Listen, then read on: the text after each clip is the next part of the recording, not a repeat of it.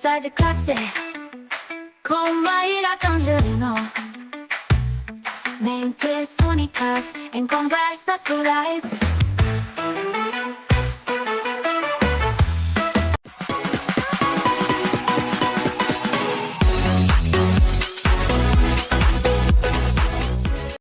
Olá, pessoal! Boas-vindas a mais um episódio do Conversa de Classe. E, gente, hoje, a convidada que está aqui, ela é muito, muito especial. Ela é para mim, é para muita gente daqui de Jundiaí, de fora de Jundiaí, e eu tenho certeza que ela também vai ficar sendo para vocês. Maricine Scioli, ela é uma profissional multifacetada, ela é do teatro, também tem uma trajetória em direção, atua, produz, né? Gente, ela subia e chupa cana ao mesmo tempo. E além de ser, claro, né, uma professora, e ela é apaixonada pela educação. E eu vou acrescentar uma coisa aqui na sua bio, Marici. Eu sou sua fã, né? Quero acrescentar isso, que eu sou muito fã do trabalho dela.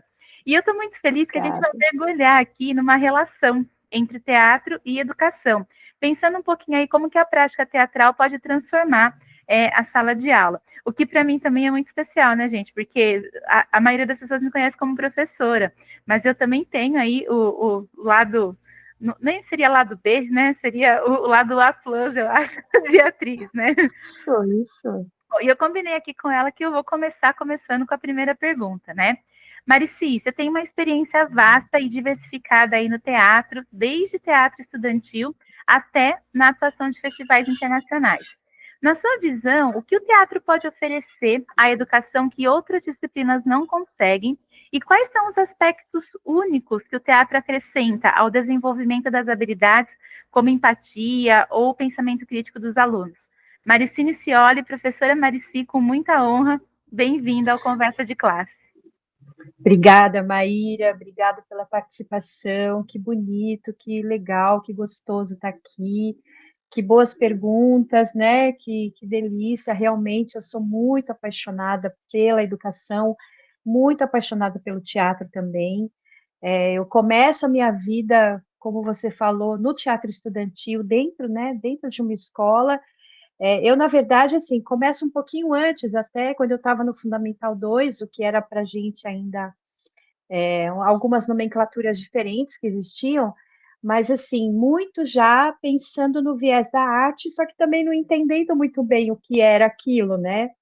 Eu estudava numa escola do SESI, uma escola da indústria, e que te preparava para ser operário, né?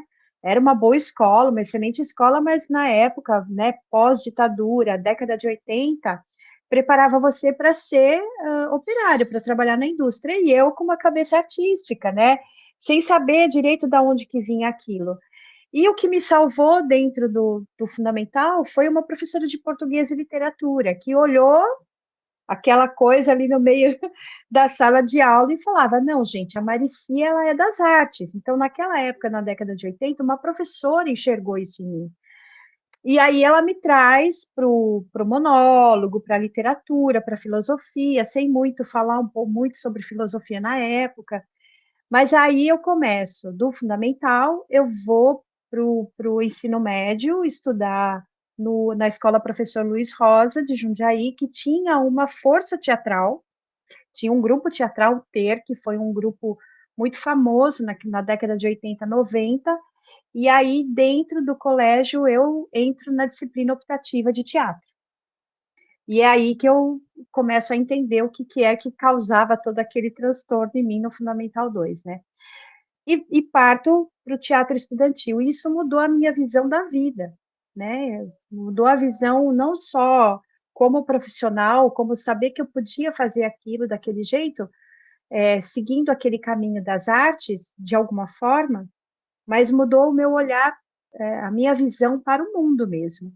Então, concluindo aquela sua segunda pergunta, eu acho que o que muda mesmo dentro da escola, dentro do ensino, dentro da educação, ter aulas de teatro, não necessariamente aqueles alunos serão atores profissionais, mas eles verão o mundo com outros olhos, né? Com uma sensibilidade diferenciada, trabalhar muito a criatividade, que é uma coisa que precisa trabalhar, principalmente nos tempos de hoje, em que a tela te limita muito na criatividade, Apesar de eu achar que a tecnologia ela é maravilhosa, ela tinha que ser, né, ela tem que ser usada para somar essa criatividade, mas o teatro ele é ao vivo, né? Ele é ao vivo, é a arte que está mais pré-histórica para se realizar, né? Porque ela precisa daquele instante de ator, palco, plateia. E isso não tem como você fazer só na tecnologia. Sofremos muito na pandemia, muito, porque como é que você joga o teatro aqui nessa tela, né? Foi muito. Isso aí a gente pode até falar um pouco mais para frente. E Marici, acho que uma potência grande, né, da tua fala é que você vê mesmo a ponta e a ponta, né? Eu digo assim, a ponta de ser professora, a ponta de ser atriz, né? Gente, isso é uma potência. A Marici vive o tempo todo aí esses dois lugares. Eu queria saber, na prática de ensino, o teatro pode ser uma ferramenta para expressar emoção, para desenvolver autoconfiança. Você até começou a falar um pouquinho disso, né? Mas eu queria Uhum. especificamente saber, na sua experiência como professora, quais são os maiores desafios para integrar o teatro nas escolas e como que você vê a reação dos alunos quando eles exploram o espaço cênico como parte do processo educacional? Bom, eu sou uma pessoa muito sensível e artista, né? Então eu vou falar mais pelo viés do artista, né? Do aluno artista, do aluno ator, que eu chamo, do que mais precisamente pedagogicamente, assim, a técnica, né? A coisa técnica. Mas assim, por exemplo, eu tenho alunos, né? Eu tenho uma fala de um aluno muito interessante que a gente tinha que fazer uma cena que todos estavam flutuando. E ele falava assim para mim, criança, né? Como que a gente vai fazer a gente flutuando se a gente não flutua? Ah, mas assim, a gente tem um jeito de fazer aqui em cena que a gente vai fazer de conta que a gente está flutuando. Aí ele olhou para mim assim, com o olho bem brilhando, ele falou assim: é por isso que eu amo fazer teatro, porque no teatro a gente pode fazer tudo. E ele se sentiu flutuando. Então, traça uma experiência para o aluno que ele não imaginava que ele podia se imaginar flutuando e fazer com que a plateia imaginasse que ele está flutuando, né? Então, isso traz para o aluno outras possibilidades de trabalhar em outras matérias, em outras vertentes. Aí eu não consigo mostrar desse jeito, mas se eu conseguir acreditar naquilo que eu estou fazendo, eu vou conseguir fazer. Então, eu acho que isso é essencial, assim. Acho que respondi sua pergunta. Ou faltou Respondeu. mais alguma coisa? Não, maravilhoso, maravilhoso. E eu estava pensando aqui, né, enquanto você dava esse exemplo, porque é muito gostoso aqui para a gente ouvir exemplos da prática, né? O nosso público aqui é de docentes, mas também tem muitos graduandos que acompanham a conversa de classe. E às vezes essas pessoas ainda nem pensaram como possibilidade, né, que a arte também pode se integrar aí na educação. E aí eu queria até pegar o gancho nesse seu exemplo, né? O teatro físico e a expressão corporal são coisas que você explora muito, né? Até você Sim, estudou técnicas do Jacques Lecoq, do Klaus Viana, né? Gente, sim. quando eu falo essa pergunta, eu lembro da Marici falando disso, assim, quando eu fui também, não fui aluna no sentido de aluna na escola com ela, né? Mas aluna aí aprendendo nos projetos da vida. E eu queria saber como que essas técnicas, elas podem ajudar os alunos que muitas vezes têm dificuldade de se expressar verbalmente. E se você acredita que o movimento pode ser uma alternativa de comunicação para esses estudantes. Muito. O movimento, a música, né? As artes integradas, né? Integrar as artes é muito importante. Às vezes, você pega um aluno que é muito tímido, muito introspectivo.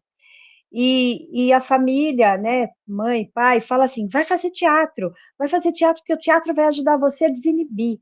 E às vezes não é isso. Às vezes, pelo contrário, aquela pessoa, aquela criança, aquele aluno pré-adolescente, adolescente muito introspectivo, se vê em evidência e piora a situação, aí ele vai retroceder mais ainda. Então, você tem que compreender, né? Você tem que usar a compreensão ali no olhar. Por isso que eu falo que o teatro é muito pré-histórico, né?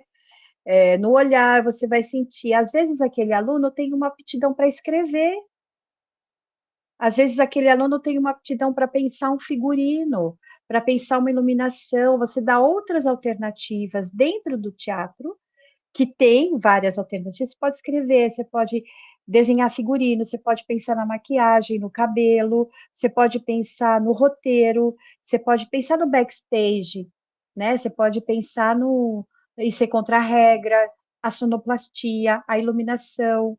Então, às vezes, o aluno ele não está ali, ele não consegue se proporcionar em cima do palco em evidência, criando um personagem. Ele se sente muito mais acuado, mas ele pode criar o figurino, por exemplo. Ele desenha bem.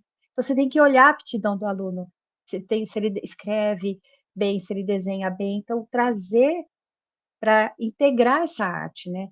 O corpo, né? Como você falou, às vezes aquela aluna, ela é introspectiva, mas ela dança, ela faz ginástica artística, ela é do esporte, o esporte também tem envolvimento no teatro. A técnica do Jacques Lecoq, que é uma técnica francesa, ele tem até aula de artes marciais para você trabalhar toda a precisão do seu corpo. Então, assim, tudo é integrado, né? O teatro, ele é muito amplo, muito amplo. E que incrível, né, Marici? Eu falo também que um dos objetivos do Conversa de Classe é a gente mostrar professores e professoras como você que estão fazendo a diferença na vida desses estudantes, exatamente porque proporcionam esses espaços, né? E a gente lembrar que esses espaços eles não são fechados. Olha quantos talentos aí a gente consegue descobrir a partir de uma aula de arte, né? E de teatro aí dentro da escola. E acho que para além da sala de aula, né? Você também tem um histórico com grupos de contação de história, você já participou muito de teatros de rua e de modalidades que são acessíveis ao público. Eu queria saber como que você vê o potencial do teatro de rua e da contação de histórias nos contextos educativos e que impactos positivos que você acha que isso pode trazer para a educação em escolas públicas, privadas ou até mesmo se a gente pensar nas comunidades que têm menos acesso a atividades culturais. A contação de história, ela entra na minha vida, assim, com um viés bem interessante, porque foi um momento que o teatro estava muito parado na minha vida. E aí surgiu a possibilidade da contação de história. Eu sempre gostei muito, sempre achei muito interessante, assim, você conseguir fazer a pessoa viajar sem dar né, viajar na história sem dar o artifício da encenação, do flutuar, como eu coloquei aí, né? Então você tem que narrar uma história e fazer a pessoa pensar do jeito que ela quiser. Ela vai imaginar a história conforme você está contando.